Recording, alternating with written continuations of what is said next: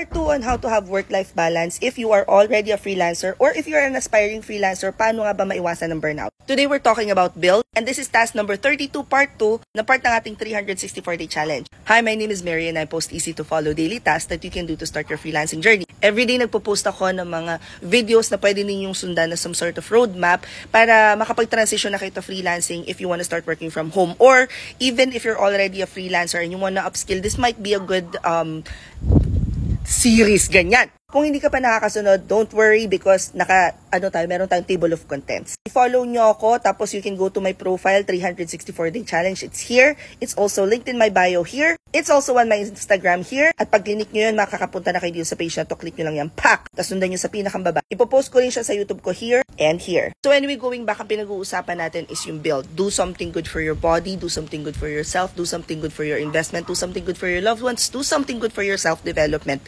every single day. Paano kung may corporate job ka na, tapos meron ka ng 2 side hustle? Paano mo magagawa yun? Diba?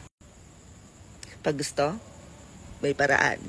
You don't necessarily have to change yung buong schedule mo. Ang kailangan mo lang mag-allot kahit 1% ng iyong time and energy, kasi dito mo mararamdaman yung fulfillment kung bakit nga ba nag-start ka na mag-work from home. At bago tayo bumalik sa computer ko, a little appreciation post sa napakagandang panahaw.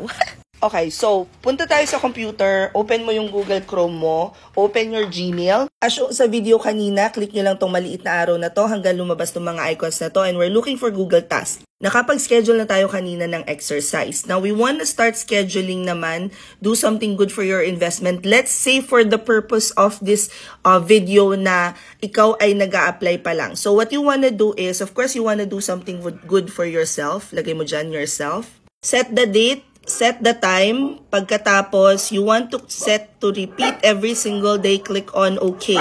You want to do the same thing sa iyong do something good for your investment, which is the money-making side of things. Apply sa online work. Similarly, schedule something where you would be spending time with your kids or loved ones. And for self-development naman, I highly recommend reading a book or listening to podcasts. You have to know what your learning style is kasi dun mo mas mabilis mariretain yung information. Kung hindi mo pa alam kung anong learning style mo, go to this website and take this test. I-screenshot nyo na lang para mabalikan nyo to. Because it's good to know kung ano yung fastest way for you to retain information or to learn by learning your learning style.